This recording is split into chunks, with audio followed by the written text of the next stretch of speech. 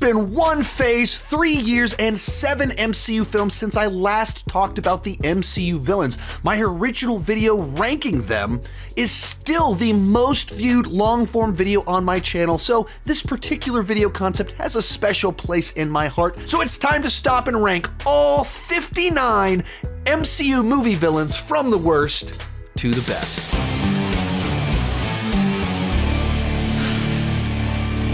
While I'm talking, be sure to join me down below in the comments section. If you're up for the challenge, share your ranking of all 59 Marvel Cinematic villains.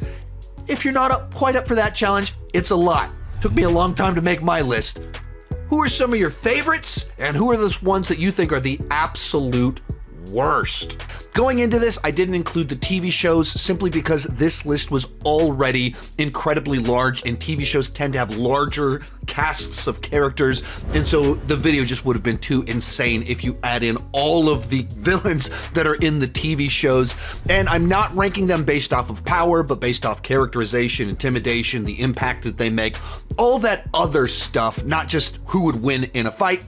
Let's get started. In last, Malekith from Thor the Dark World.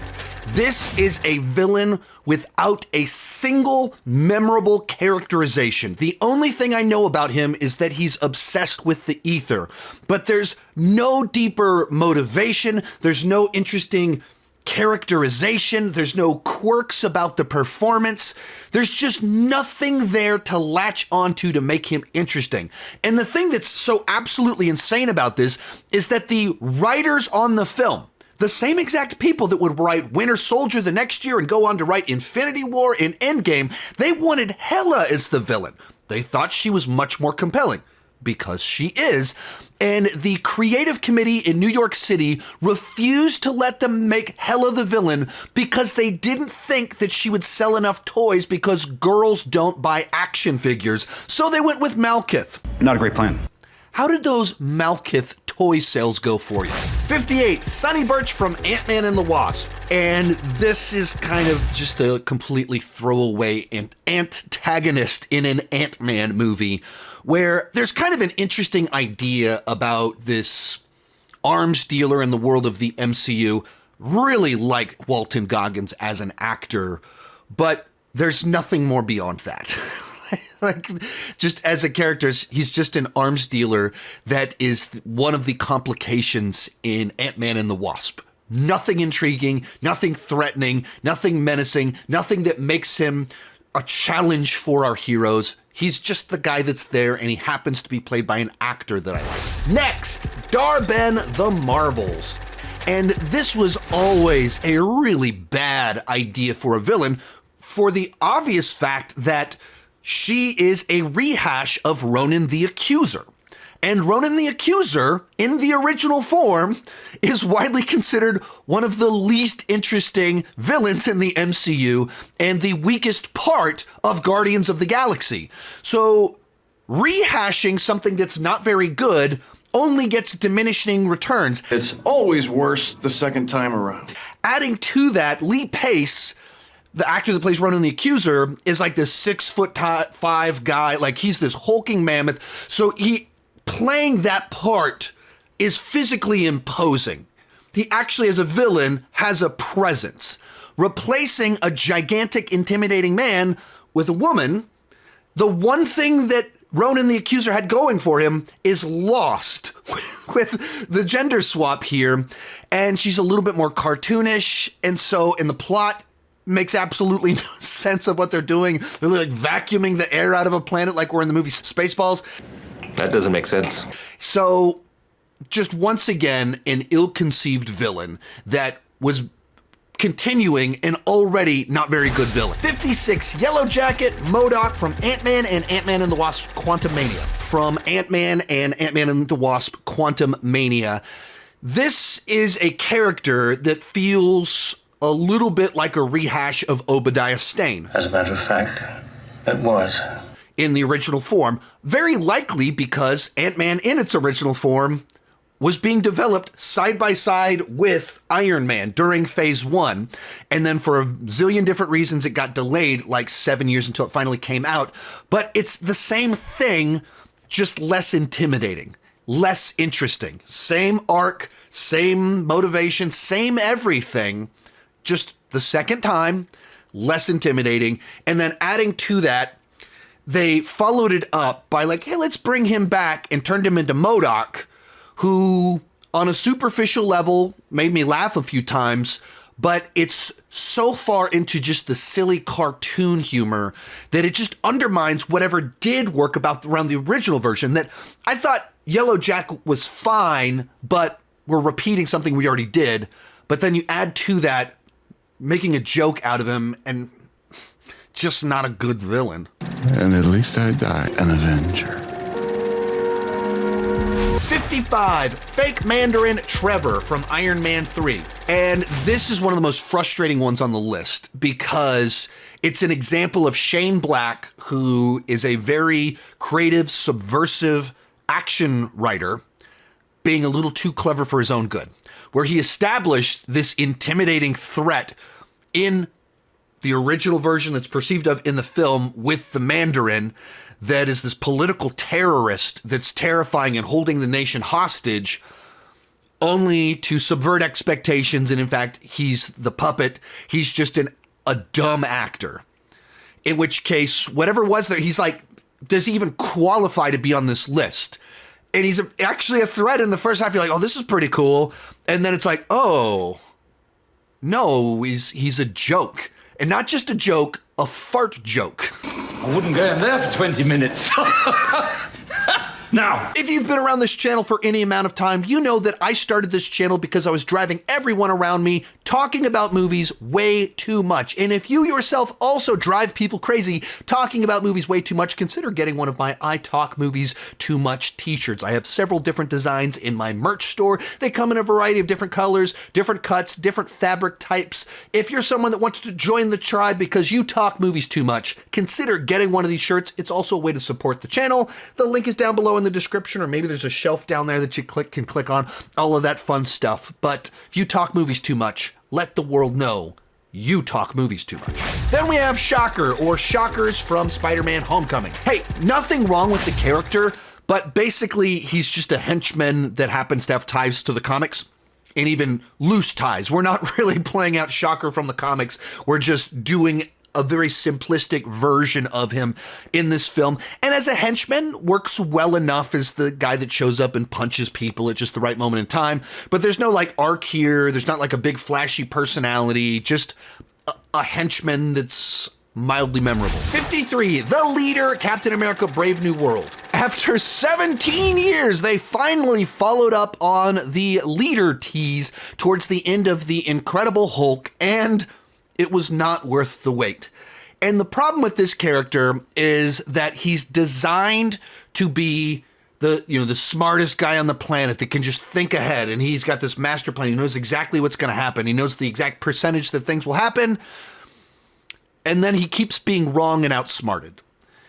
And it's the sort of thing where when you have a character that's supposed to be a mastermind that knows everything and can outsmart everyone, you need a script smart enough to really feel like this person is ahead of us and ahead of the characters. It's really difficult to have a character that is so far of everyone else when you have a script that you keep rewriting and reshooting. And so if you're trying to tape your movie together with reshoots and rework the film and add characters in and change this out and drop people, you create a scenario where it's virtually impossible for the master plan of the villain to actually be a master plan in the movie, because the script itself was not a master plan. It was not well crafted. It was not perfected before you started shooting. And so you end up with a leader and they couldn't even decide on the look. They shot him looking one way, then they changed their mind, redid the design and made him look a completely different way. He looks stupid, and he never at all comes off intimidating. And his plan is not actually intelligent, despite the whole point is that he's super intelligent. So just a big dud. 52, Taskmaster from Black Widow. This one is infuriating. So frustrating, because Taskmaster is a really interesting character that has the ability to like learn people's fighting skills. That is a great antagonist for superheroes. In particular, if you're doing a spy movie with someone that is a little bit more earthbound, like Black Widow and her super soldier father, this is the right character to throw into that setting. But instead of playing out Taskmaster from the comics, they decided to use Taskmaster as a plot point. Can you wipe out that much red? Dreykov's daughter? And turned Taskmaster basically into a human puppet. That it just undermined everything interesting there. And so it's like, okay, Taskmaster is no longer this really interesting character. Taskmaster is just a basic henchman with a backstory and an utter waste of a cool character. 51, Yon-Rogg, Captain Marvel. There potentially could have been something really cool here in a movie that balanced its story better, because it's the idea of this actually very devious person that finds someone with amnesia and exploits them for their own purposes. And throughout the course of the movie, you realize just how sinister this person is and what they're doing. But the movie never really leans into that. It's just someone that is like a mentor at the beginning, and then at the end, we don't even do the boss fight. He's like, let's fight me man on man. Show me what you got. Show me. Turn off the light show and prove to me you can beat me with that. But it just turns into a cartoon. We never actually play out just how twisted what he did actually was. We don't allow that to sink in. And if they'd done that, the movie's a lot better.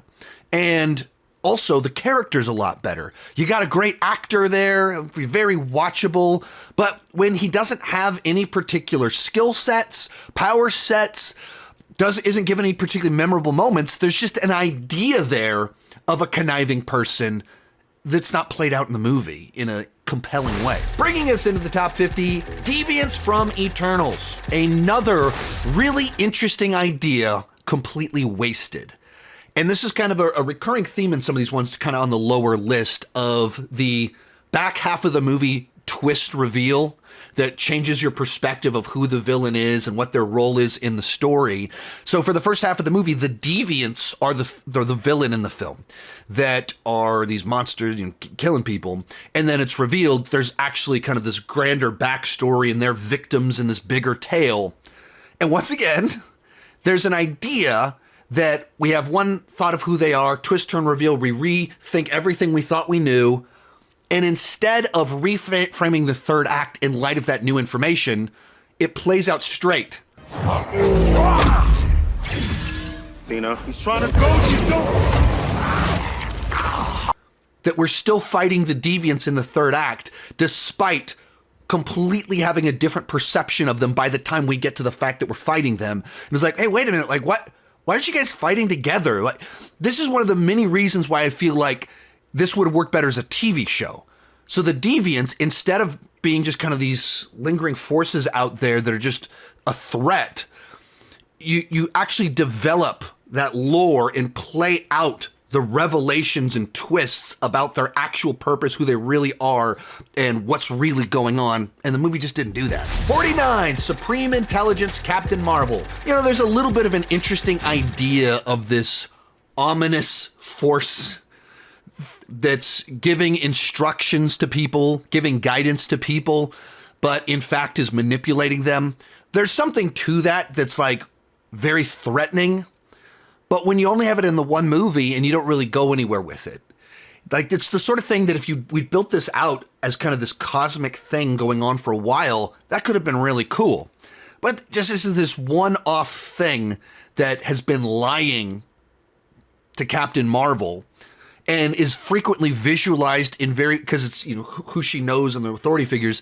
It does some kind of goofy, corny stuff. Not impressed. And it just, instead of being this real threatening, ominous force, when you realize what's really going on is they're manipulating the world into the galaxy to their purposes, instead of it being that, it just feels like, oh yeah, there's these jerks that run things. 48, Suitor from Thor Ragnarok. Once again, kind of like with Shocker, nothing wrong with Suitor, but the nature of how Suitor is used, Suitor is just a force of nature, just the god of war that causes Ragnarok and destroys Asgard.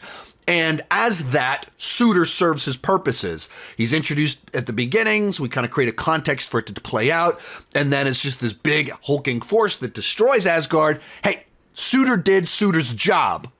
But is there an arc here, a characterization? Does he do interesting things? Not really. He did his job in the movie that he was in. Next, Razor Fist Shang-Chi.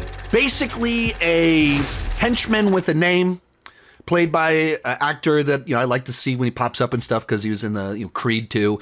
And so kind of fun to see Big Nasty in here. Little bit of a personality, gets a couple of jokes. But a guy with a freaking machete for an arm just chopped our butts in half. When the third act kind of plays out, switches sides to be like, hey, I want humanity to live. So, enjoyable enough, served his purpose, no actual criticism, just he's a henchman with a name. That's what he's supposed to be. That's what he is. And there's main villains that are there's a lot more complexity there. 46, Ronan the Accuser, Guardians of the Galaxy. And probably the weakest aspect of Guardians of the Galaxy, where there's not a whole lot here. That there is kind of a built-in motivation of this character that feels wronged. He is standing up for his people. He's a true believer in his cause, and he's ruthless in what he's aiming to do. And then you played by a guy that, standing next to Dave Bautista, can still be an imposing threat, and you buy into it. What are you doing? I'm distracting you big turd blossom. But he's also just very one note. Everything about Ronan the Accuser is one note. Just not a lot of depth, nuance, complexity, just a guy that feels wronged, and therefore he is out to make things right by striking back whatever means that he can. And there's something in that I do like, but also one note. Then we have Dweller in the Darkness, Shang-Chi. This is another one kind of like the Supreme Intelligence, where you just have this ominous threat. I find this ominous threat a little bit more interesting because of the way that he manipulated the real Mandarin and the way that he, exploits trauma to trick someone for his purposes. And so there's something very, very devious and interesting in that. And that's why he's a little bit higher. But kind of once again, we're talking about this evil force that isn't given enough time to turn into something more compelling than like, oh yeah, ominous force, manipulative, but that's just kind of it. And then, when we're doing just a boss fight with a dragon or whatever, that's just not very interesting to me. It's like, okay, cool. All right. But I think that's the weakest part of that movie. And I wish it had stayed at the martial arts level in the third act and not gone with dragons and everything like that.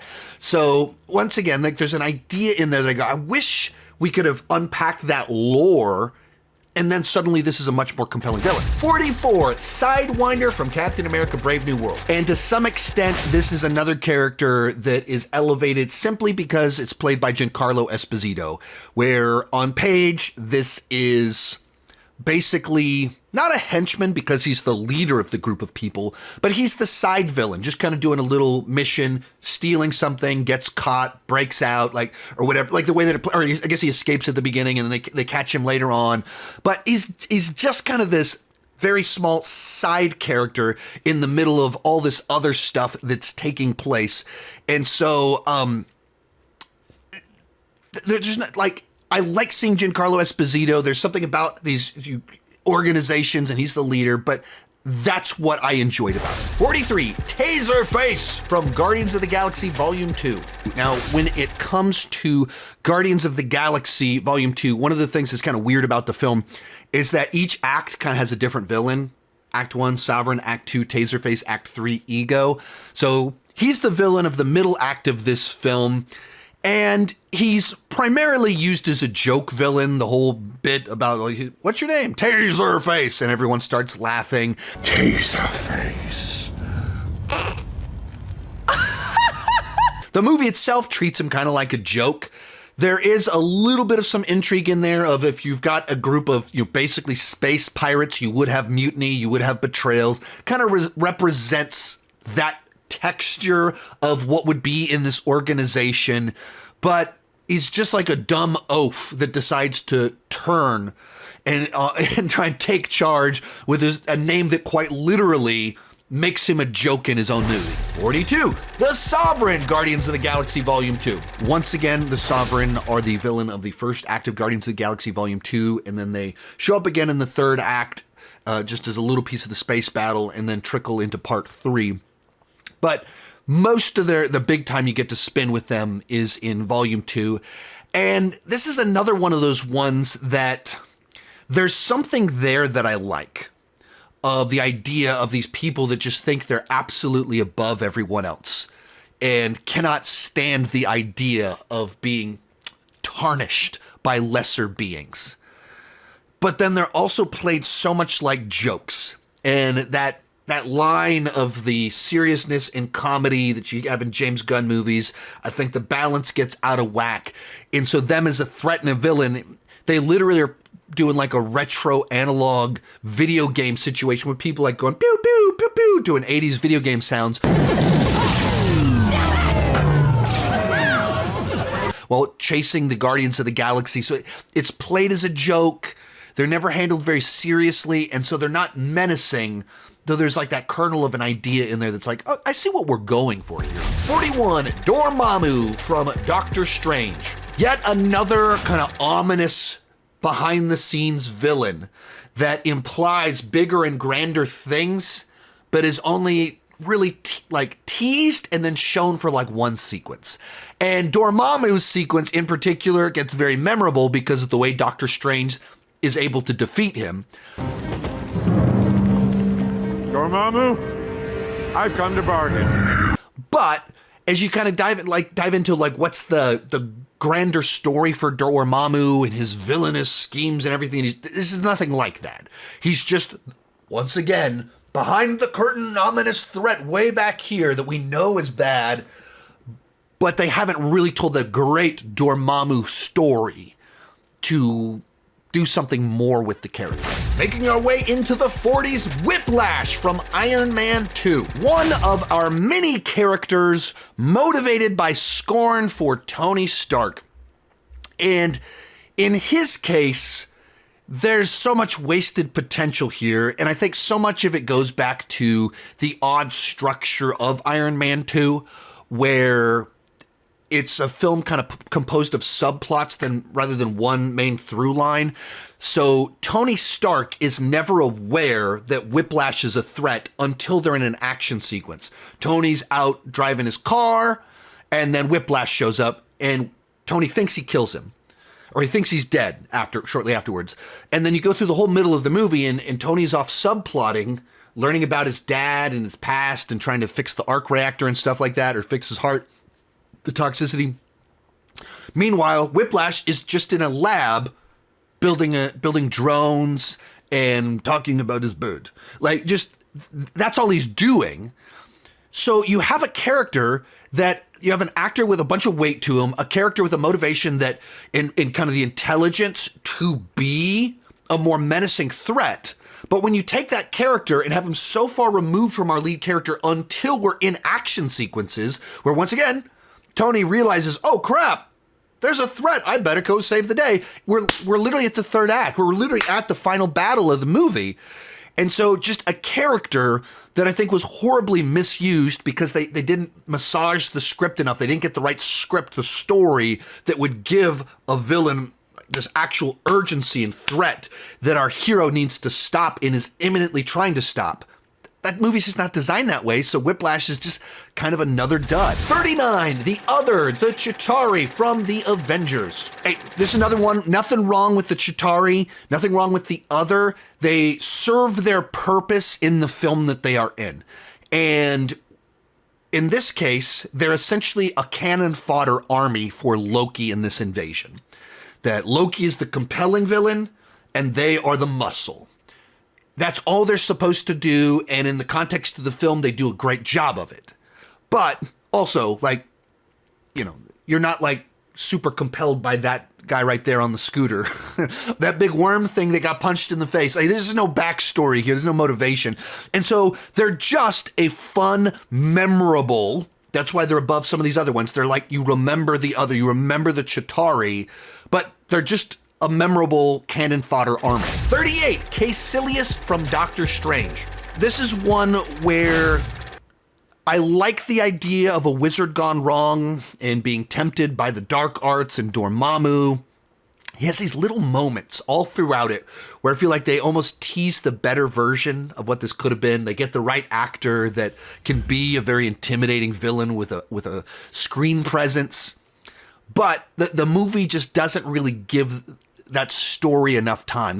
Because we have to tell Doctor Strange's origin, build out the world of wizards and all of this, there's just not enough time to flesh out the depth and nuance of Kaecilius. So he's just kind of one of these mid-tier, like, oh, yeah, there's some moments in there that are cool, but also pretty forgettable. 37, Aldrich Killian, Iron Man 3. And this is an example of a character that is stuck in a movie that kind of leads to trouble.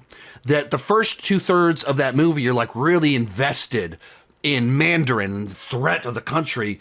And then you turn out the real person that's the threat is Killian. And it feels like we got our expectations subverted just to be delivered something not really as interesting. Killian is not as interesting, even with Supremus and the powers. He's just not nearly as cool as Mandarin and Sir Ben Kingsley, just the intimidating presence that he brings as a guy that is himself not a big threat, but as an actor can be that threatening. And he's replaced with Killian. It's just not, just doesn't have the weight and gravitas to him like at all. Even just his name, Killian, Aldrich Killian. It's not as interesting. And this particular villain motivation has never been that interesting to me. When it was the Riddler in Batman Forever, I'm not a big Syndrome fan from The Incredibles. And when everyone's super, no one will be. This was done later on with Electro in The Amazing Spider-Man 2. The origin of the person that's the big fan of the hero, and then they get slighted by them, and so they turn into a supervillain. I just don't think that's very interesting. I don't like that motivation in any of these projects.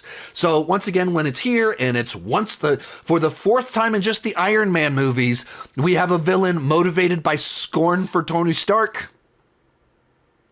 I just don't care that much. Then we have Crossbones from Winter Soldier. And in a lot of ways, glorified henchman, but a henchman that represents and is the face of something bigger and much more nefarious. And because he's played by someone like Frank Grillo that I really enjoy, and I've gotten to interview, and he's brought back for just a little bit in Civil War, where he has this grudge against Captain America, it just adds a little bit of weight to it. But you start off with this guy is on missions with Steve Rogers, acting like his buddy, best friends, and all along the way, he is on the polar opposite from Steve. An agent of Hydra, infiltrating S.H.I.E.L.D. and preparing to do horrible things. And he's the face of the muscle of all of that. And that's what I really enjoy. Like, he's that representative sample of something really nasty with the right person playing that henchman. 35, Dreykov from Black Widow. He's not the flashiest, most interesting villain. He's not the guy himself pulling the trigger. He's not in a suit. He doesn't have powers. And that's kind of what I like about him, that he is just a monster of a human that for decades has been kidnapping little girls, brainwashing them into being his assassins to commit political war crimes and stuff like that. Can he wipe out that much red? Dreykov's daughter? There's just something like so sick about who he is and what he does and just how little he cares about any of it. Like, he's just fine with it. And so that's when you have a villain just like, oh, this guy's the worst. This guy's a complete jerk. He's a monster. Exactly. 34, Arishem, Celestials, Ikaris from Eternals. It's a bit of this is where the movie gets really complicated, and The morality of it gets bizarre, and I think it should have been a TV show so it has more time to actually unpack and earn all of this. But as you move into the third act of the story, you realize our Eternals were not sent here to be our heroes. They were sent here to help usher in the birth of the next Celestial. And therefore, for me as a human, someone that wants to live on the Earth intact, these are bad people because they are just using my planet to birth a Celestial, in which case they are a big threat. And the fact that it is kind of this whole like, oh crap, these people that we thought we were here for one purpose and it's this whole other thing. There is something like shocking about that. There is this like, oh man, we need like Ikaris is a monster. I hate this guy. He's kind of one of these people I liked 5 minutes ago, but it turns out he wants to get me as the audience member. He doesn't care about me. He just cares about his purpose, his mission, and that celestial thing that's going to come out of the earth. So I just think that once again, kind of one of those like villain schemes where you're like, kind of works. But also, I wish we just had more time. It's like a story that desperately needed more time to fully work. 33, Adam Warlock, Guardians of the Galaxy Volume 3. It's a bit of a weird one because you're seeing like just the early form of a character. And the early form of this character is childish, antagonistic towards our heroes, and sets everything in motion with his actions. And then by the end of it, ends up joining the team and switches sides and everything. So starts as the villain and becomes good, but absolutely does villainous things. And I'd say because he's a character that has a characterization, he's more interesting to me than the Sovereign, despite the fact that he is their tool to defeat the Guardians. He's more interesting than they are. He's more fun than they are. He's funnier than them. And I think because he is a child, it's able to earn the low-hanging fruit humor that they go with him. So I thought it was fun, kind of interesting. I don't know when or if we'll ever see him again and what that will look like in the future of the MCU. But, he at least made some mark. Then we have the Children of Thanos. These are some of the most glorified of henchmen as they are just doing the bidding of Thanos. No motivation, no backstory, but what they do have is presence. That when they show up, it's terrifying and it's memorable. Like this little shot of a guy going like this, you remember it. When they show up on screen to go to war, it's intimidating.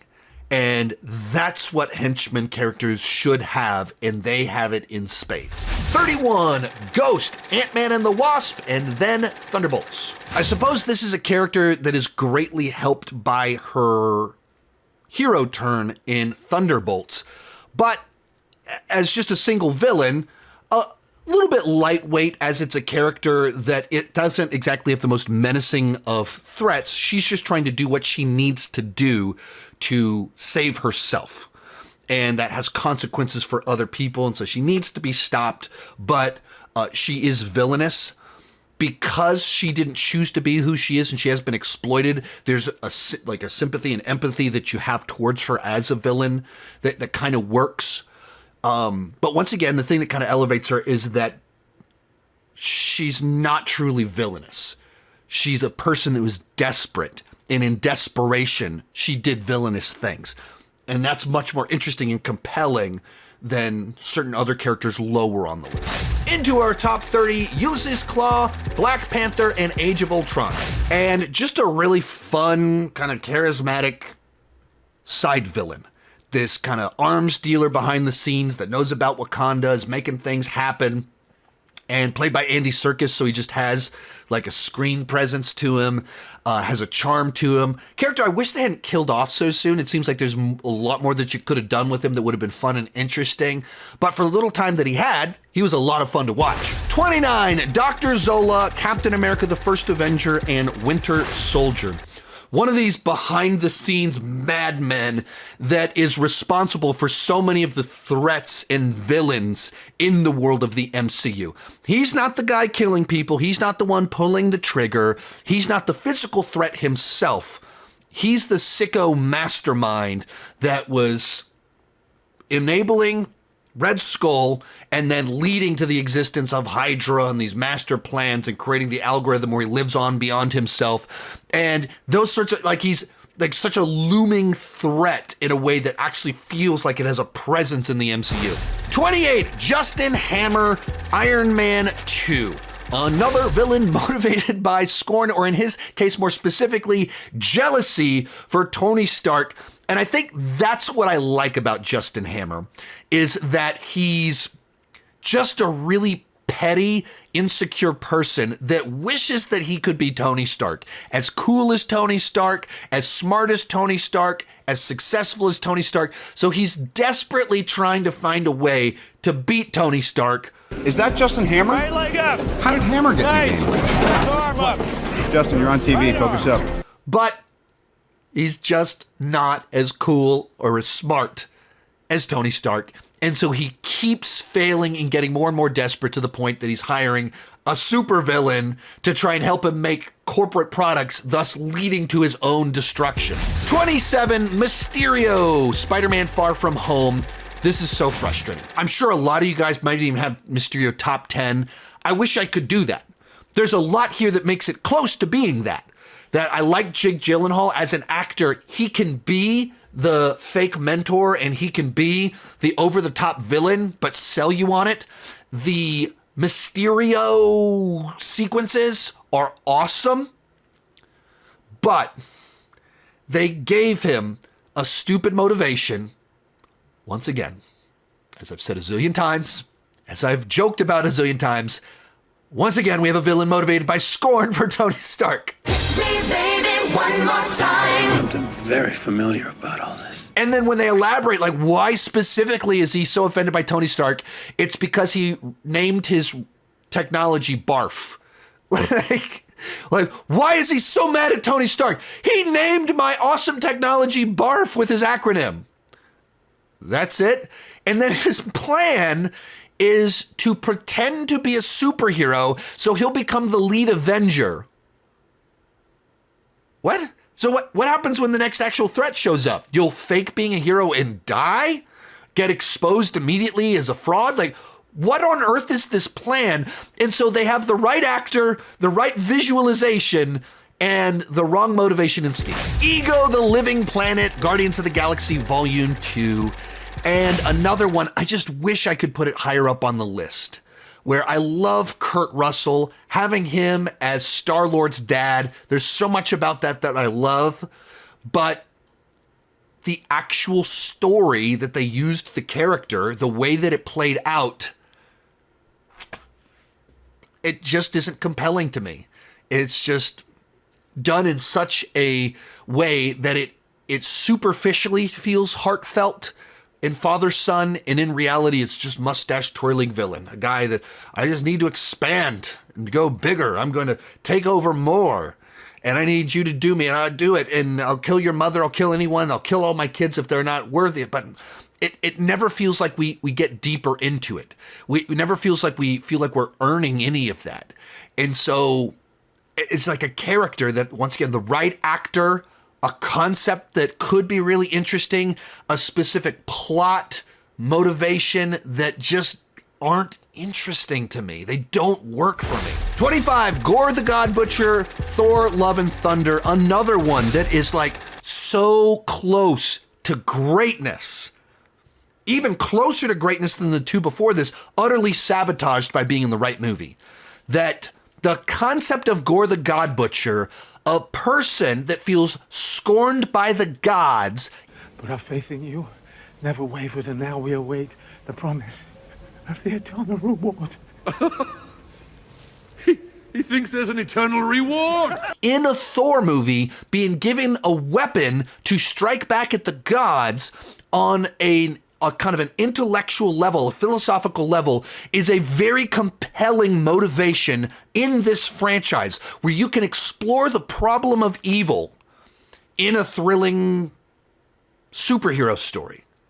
And the person to play that villain, Christian Bale, comic book movie legend Christian Bale, one of the top actors of our time, Christian Bale, that sounds awesome. And then they take the right character, right motivation, right franchise, right actor, and put it in the wrong movie. A movie that's basically a parody of it's like a parody of Thor Ragnarok. It's like, let's already take the very wacky one and do a parody of the already over-the-top wacky one. It's just so irreverent. It doesn't even show Gorr the God Butcher when he's butchering the gods. It underutilizes him. And so much screen time is given to screaming goats and a love triangle with a hammer and everything that you just feel like, oh no, like you had something so good here. So easy for this to be top 10, maybe top 5. And then you just wasted it. Thanks, Taika. Then we have Abomination from The Incredible Hulk. And this is kind of one of those ones that sometimes gets forgotten because a lot of people aren't super into The Incredible Hulk. I've always liked that movie. And this little side journey with this character, like, works for me. It's not in the top 20. It's not one of the best villains. But for the context of the movie, you have a soldier that's not like a psycho. He's not written to be a cartoon character. He's just a dedicated, aging, war broken soldier trying to do his job with his best years behind him. And Thunderbolt Ross, this monster's like, I'll just crank you full of this experimental stuff that I've got. And in the process, takes this soldier and slowly converts him into an abomination. And that to me is like an interesting little journey. Not top tier, but in the context of the film that he's in, it works. And when Bruce is kind of in hiding, he's the threat as the person chasing Bruce.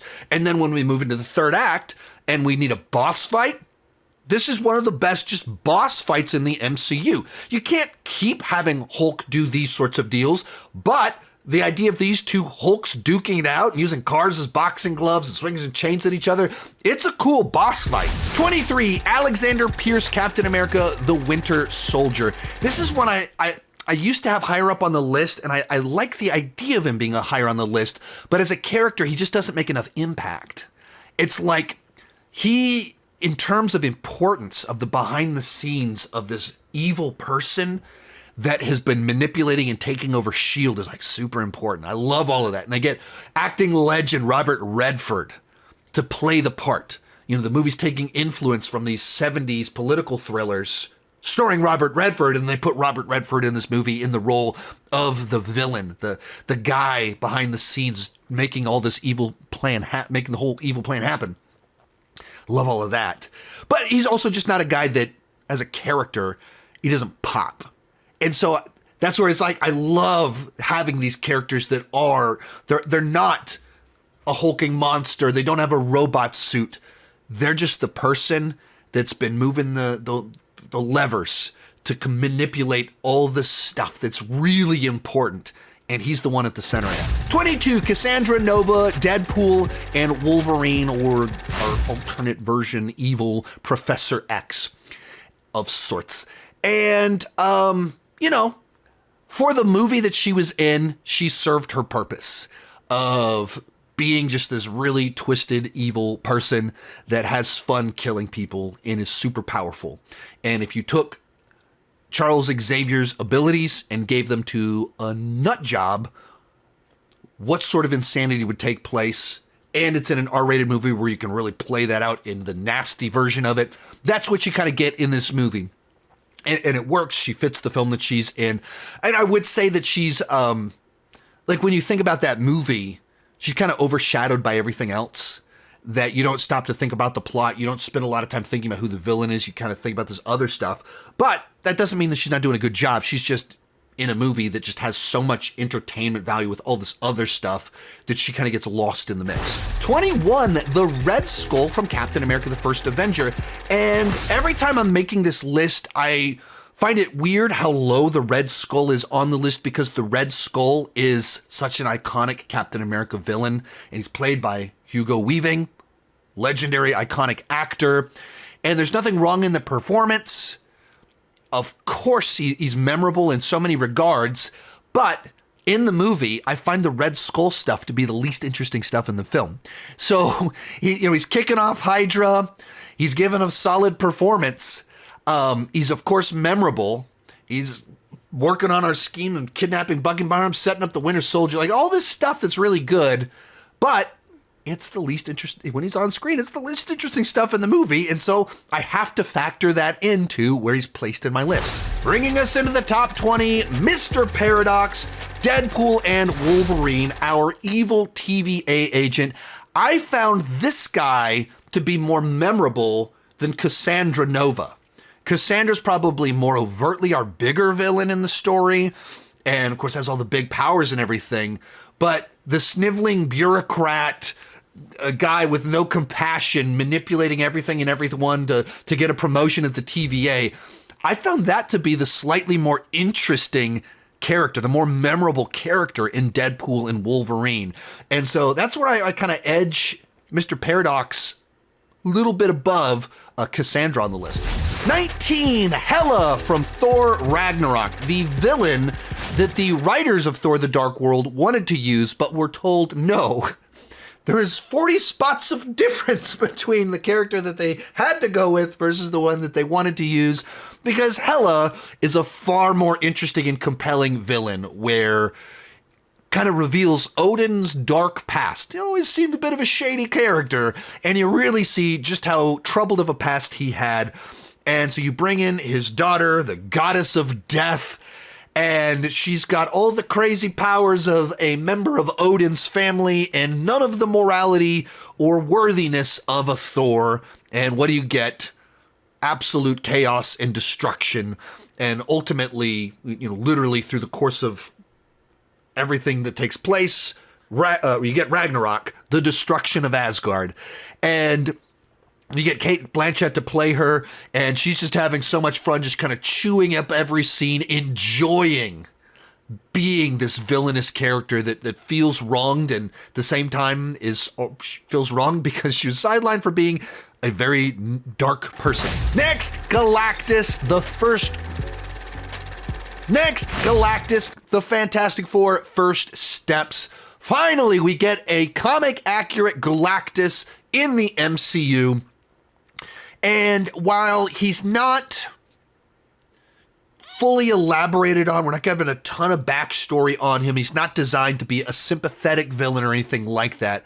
What he is just this threat that someone else shows up and says, Galactus is coming, and you go, oh crap. I herald Galactus. Galactus is coming. And then you see Galactus for the first time just seated on his throne. He's sitting down. And you're like, oh crap, how are we going to defeat this guy? And he has zero concerns about what he's doing. He's just hungry. It's just what he has to do. He's not stopping to think about it. The same way we don't stop to think about the destruction caused by eating our hamburgers, he does not think about the destruction caused by eating the planet that I live on. Actually, I guess I'm not on the same Earth as them, so it's not my Earth, so I don't really care if they get eaten all that much. But he just doesn't care. And then he shows up in New York City and is just this freakishly large presence that's fun to see. And so one that it's not like the deepest of villains, but one that leaves a mark. 17, Obadiah Stane, Iron Man, the original character, motivated by scorn for Tony Stark. And in this case, it's another one that has that element of long-term built up resentment, that for years he's been the person that has been working with Tony Stark, always while resenting him and scheming behind his back and knowing that Tony's playboy tendencies, his lack of interest, allows him to really do what he wants with the company, ultimately leading to him as this person that's setting Tony Stark up to being kidnapped and all this other war profiteering. He's long form, behind the scenes, and then also someone that steps into the suit and goes to war with Tony in the end. And so just a guy that has a bunch of different layers to his resentment, not just kind of a simplistic one about barf. 16, Baron Zemo, Captain America, Civil War. And what's fun about him is that, once again, he's not the guy that's getting in a fight with our Avengers and winning. He's not stepping into a robot suit. He has no powers. And his motivation is tied to the heroics of previous movies or a previous film, where he is the collateral damage of the movie Age of Ultron. And what our Avengers did to save the day cost him everything. And so he's the person that looks at all of this destruction that these superpowered people have caused, and he goes, this system is broken. It's a lot of the same themes and ideas explored in Batman v Superman, just done a little bit better and with maybe a little bit more subtlety to it. And, you know, he's looking to see what's broken in the system. Where are the cracks and how can I cause a break? And he's the person ultimately that, lights the powder keg, sets things in motion to crack the Avengers, which opens the door for Thanos to show up and win. 15, Void from Thunderbolts. And the fun thing about this one is that he's the dark side of a character that's one of our heroes.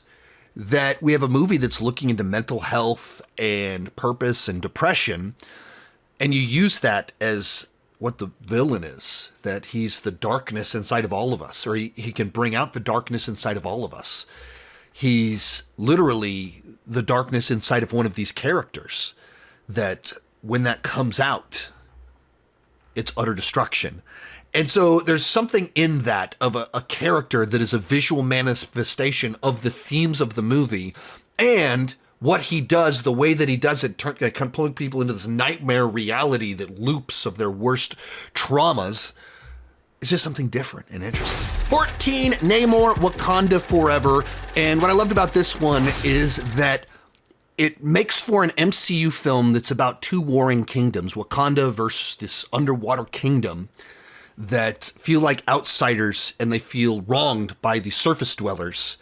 And thus you have this massive kingdom level war taking place, and someone that makes it deeply personal and is looking to hurt Wakanda, not just win, but hurt them in the process of being victorious.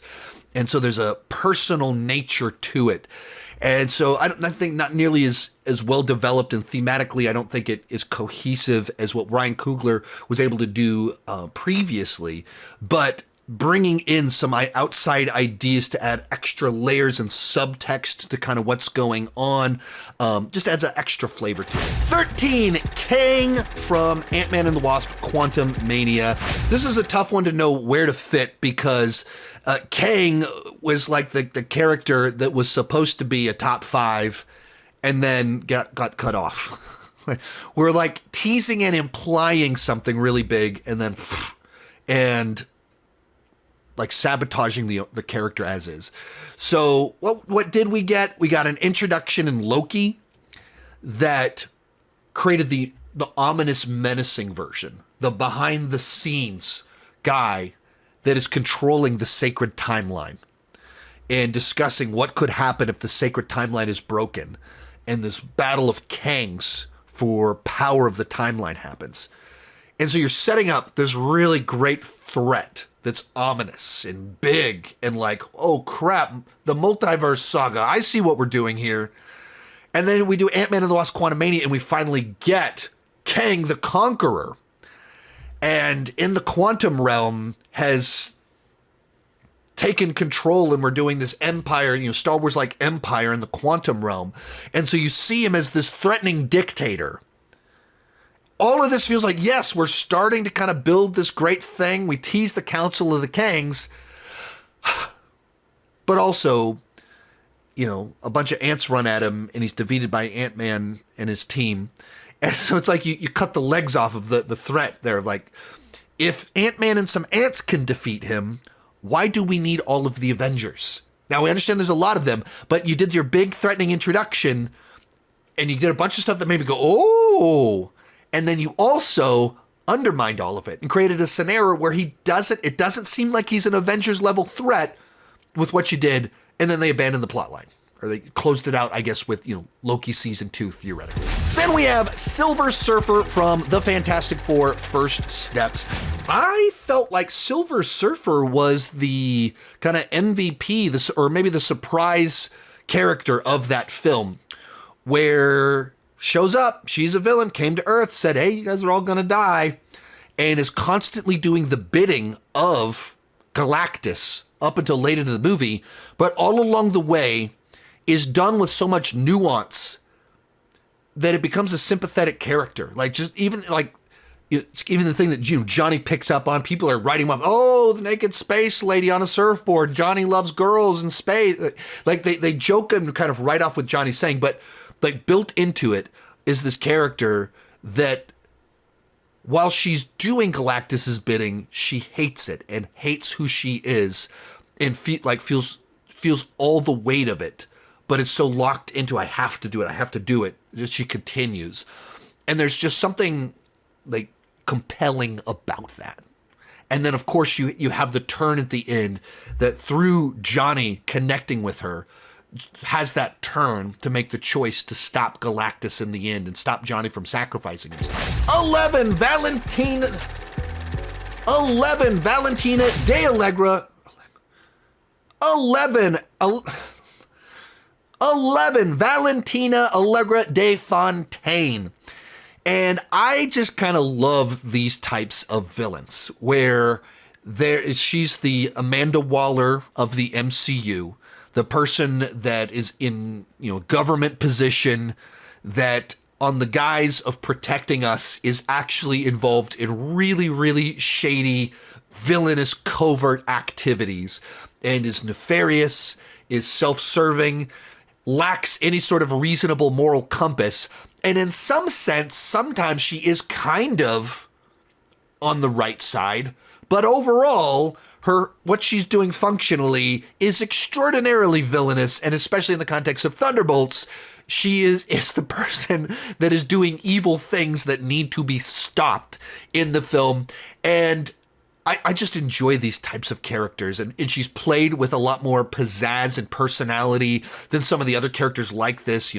Robert Redford's character, Alexander Pierce, is just a serious businessman, so there's not a lot of spice, flavor, memorability, whereas with her, this one has all kinds of personality and fun that comes with it, manipulations and Senate hearings, so she just feels tied into the world while being like vile. We've made it to the top 10, and I'm going with Ultron from Avengers Age of Ultron, and might be the most classic example of, in the MCU, of sometimes we are our own worst enemy. And in this case, Tony Stark, via his ego, his intelligence, his impulsiveness, accidentally creates an AI that is partially him, partially Bart Jarvis, partially something else, and entirely misunderstands its mission. And much like Tony Stark himself, as the film points out, Ultron can't tell the difference between saving the world and destroying it. Where do you think he gets that? And he creates Ultron that has that same kind of, I'm not really quite, gets the mission kind of wrong, and decides he wants to kill everyone. And there's something in that that's very interesting, that we take the best and the worst of Tony Stark and make that the villain of the story, both because of Tony's actions and because that's what Ultron is. He's even got a little bit of Tony's personality in there, his quirks, his sense of humor, and it's one of those ones where you call it Age of Ultron, you kind of want it to the story to be grander than a week of Ultron doing stuff and then being defeated. I think there's something in there that perhaps could have gone somewhere else. And there's this other thought in it, one of the thoughts, you go, if they hadn't screwed up Ultron, if they programmed Ultron right, Ultron could have been the shield around the Earth that stopped Thanos. And those are the little details in the MCU that kind of made the Infinity Saga so interesting and compelling, that Tony, in doing what could have stopped Thanos, accidentally creates the threat in Avengers Age of Ultron. And then the villain scheme in Civil War breaks up the Avengers that allows Thanos to win because the Avengers aren't organized enough when they need to be to stop Thanos. And it just feels like all part of this story that like interconnected parts that matter. And Ultron is one of those ones, like one of those what ifs of what if they'd gotten Ultron right, then they could have stopped Thanos. 9, the Vulture from Spider-Man Homecoming. And what I like about Vulture is that he's the lowest stakes of any of our high-end villains here by a lot. He's just a guy trying to make ends meet that feels wronged by the system. And so he turns to evil to make ends meet. He's the Walter White of the MCU. Say my name. And there's just something fun in that we see him as the villain for 2/3 of the movie, and then we do this reveal that's quite effective in the film of he's the dad of the girl that Peter Parker likes and is going to the homecoming dance with. And so you see him as just a guy that cares for his family, and he will do whatever he needs to make sure that they're taken care of. He's not trying to blow up the city. He's not even out there to kill people. He just put himself and his family at number one, and he's willing to break the law to serve them. And I like that low stakes. It's like refreshing in a context of massive threats. I'm not sure how I got here. Has to do with Spider-Man, I think. I'm still figuring this place out, but I think a bunch of guys like us should team up. 8, High Evolutionary, Guardians of the Galaxy Volume 3. Just an absolutely despicable character. That one of the things you want from a character, a villain, is that they make you hate them. They behave in just such a grotesque manner that you can't wait to see them defeated. And through both the fact that by the time we saw this movie, we'd been with Rocket for 9 years and had known how broken he was. Well, I didn't ask to get made. I didn't ask to be torn apart and turned into some little monster. And how, like, the pain of his, like, the existence of who he is. And then you tell the story that unpacks that. We care deeply about this character. And the reason that he's felt all this trauma and could not love himself, we tell that story, and it goes back to the High Evolutionary. Just this sick being trying to manufacture perfection at the cost of whoever, and does some of the just most horrific, gut-wrenching, like, I hate this guy's stuff in the entire MCU. Maybe not the most nuanced in the sense of, like, you understand his perspective or anything like that, but in terms of villains that you just feel disgust for, he might be number 1 on this list. 7, Green Goblin and the Multiverse Villains from No Way Home. I didn't want to break them down as individuals, but just kind of doing them as a lump, and him as the face of it. This was obviously a special film in that it's fan service done in such a satisfying way. And a big piece of that is that they brought back these actors from 20 years earlier to be in this film. One of them being Willem Dafoe, this world-class actor who kind of plays the classic Spider-Man villain, the scientist that's well-intentioned that turns themselves into the villain in the process of whatever, experimentation. And in this case, he's someone that likes Peter. He's trying to fight it, but the Goblin keeps taking over. And you play that out in No Way Home with these other characters there as Peter is trying to save them and find a way to undo some of this stuff so they don't have to be killed or whatever, like all this, like he's trying to fix it and everything. And there's just something just so fun about seeing them on screen again, seeing all of them on screen again. But it's just so fun. And in the same way, it was satisfying to see the Peters together. It's fun to see these villains together on screen. And Willem Dafoe is just so good at playing over the top. Poor Peter. Too weak to send me home to die. I just want to kill you myself. Attaboy. In these films in a convincing way because it is the Goblin taking over. 6, the Mandarin Wen Wu from Shang-Chi. And this is easily one of the best villains introduced post-Endgame. And it comes down to just feeling like an actual person that has a long history of being this ruthless dictator and then finds love and becomes a family man. And because of the loss that he experiences, because of his own actions that created consequences down the line, his grief, his desire for his love makes him vulnerable and susceptible to manipulation. And it returns him to his worst tendencies. And it just makes for a character that is multidimensional. Where so many on this list, we talk about, one-dimensional, I love this about him, but you get to Wenwu, and he is an evil dictator guy, but he's also proud father. He's a dad. He's a husband. And it's the feeling like a real person. A guy with really bad tendencies, and he gets manipulated, but he's a person. We've made it to the top 5 with Killmonger from Black Panther. And what is great about this character is you have someone that truly is villainous, that he is a killer, that is trying to literally steal a throne for the purpose of causing all-out war and destruction. Pretty bad stuff to do. But as much as he's villainous, all of it is motivated by like this kernel of truth. He takes something that is a good, worthwhile thought, where Wakanda's failed, and he takes it to an evil place. He responds in a villainous way to it.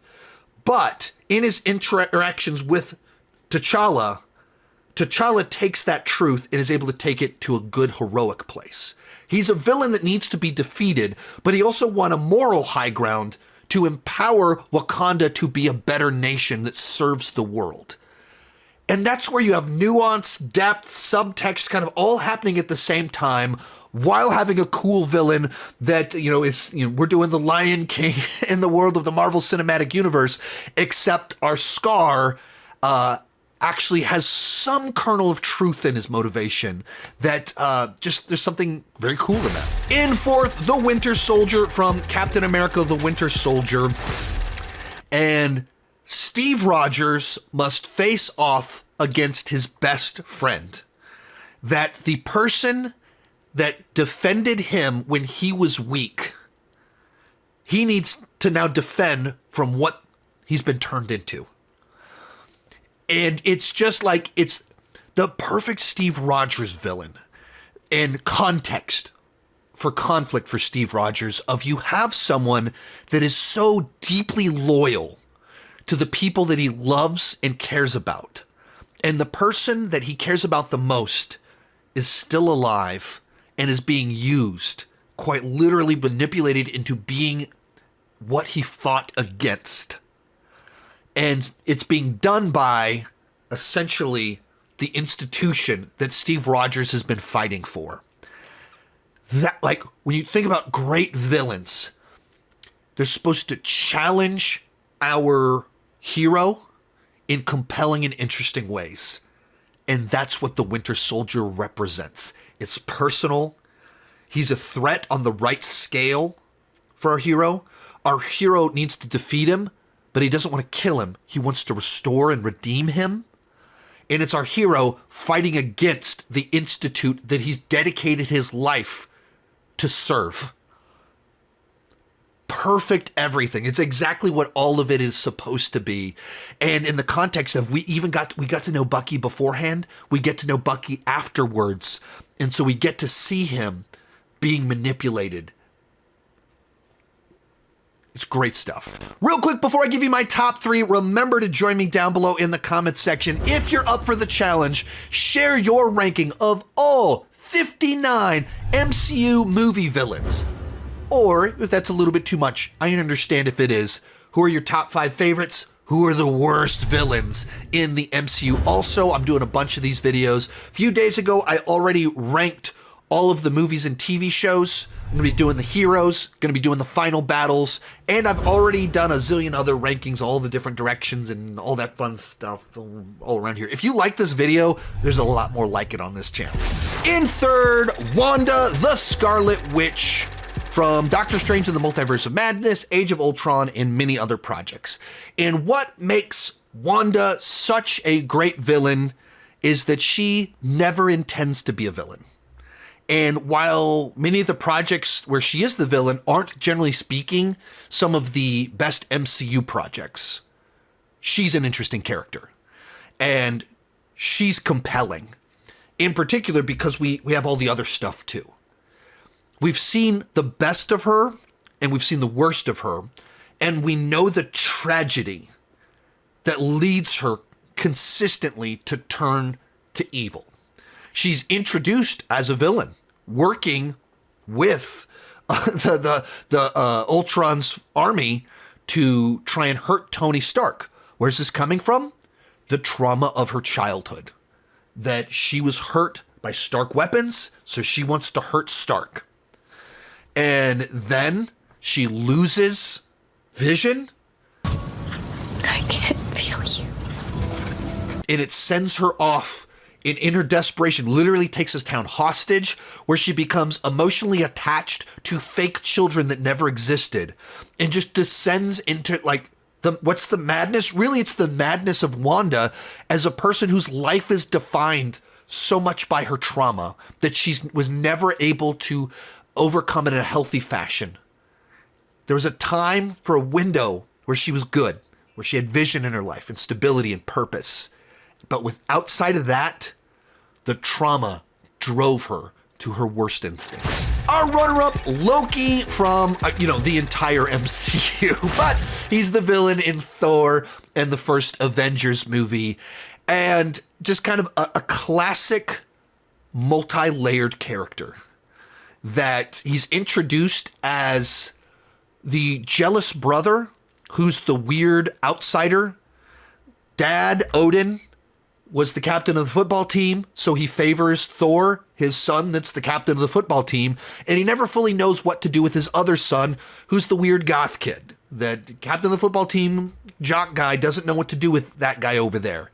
And then it's revealed, it's much more twisted than that. That Odin's not his dad. That he is taken as a hostage of war, basically, and raised under a lie. Thus explaining why he is the weird guy over there and not more like his cool brother Thor. Setting in motion just this horribly manipulative character. Desperately seeking affirmation, seeking love, while also being someone that is inherently conniving and manipulative and willing to use vile means to achieve his goals, thus leading to him being the villain in Avengers, that it's just, I'm going to stick it to you because you stuck it to me. Like it's just this cruel maliciousness to it. But that's not all he is.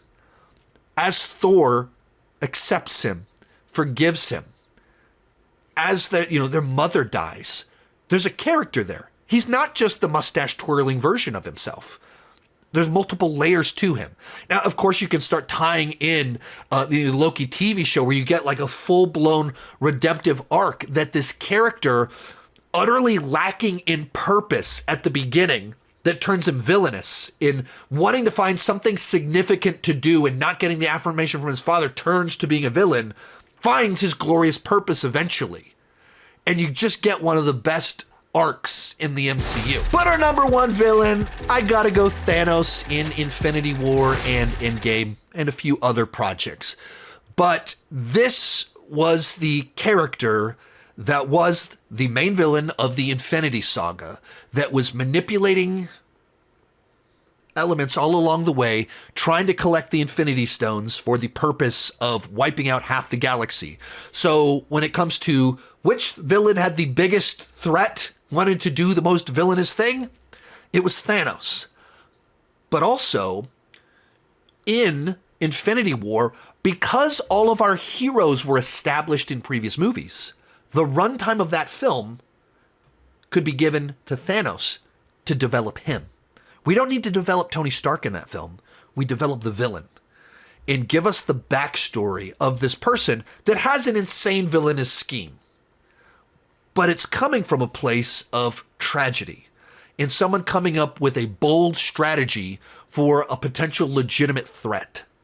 He's a true believer in his cause, and he himself is willing to pay the ultimate cost for himself.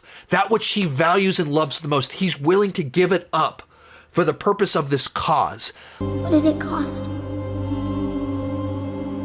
Everything. And in particular, one of the important details that you can kind of overlook with Thanos is that at the beginning of Endgame, he allows himself to be killed by Thor, who finally goes for the head. He basically allows it to happen because he's accomplished his purpose. He really believed in what he was doing. He did it so he can die in peace. That's all he existed for something. A legitimate true believer to the point of afterwards, he was okay with dying. And that's where you've developed a character that's interesting. Villainous, need to defeat him. He's a threat to our heroes.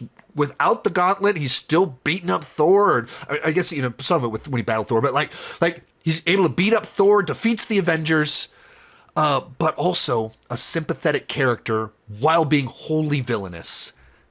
Once again, he's got the whole package, so he comes in at number 1. If you enjoyed this video, remember there's a ton more like it. I've done a ton of MCU rankings, and I've done spoiler reviews of all the MCU films except for Shang-Chi, which I guess I should probably do that one of these days, but got playlists around here. Thank you so much for watching. Keep talking movies and TV too much. Bye-bye.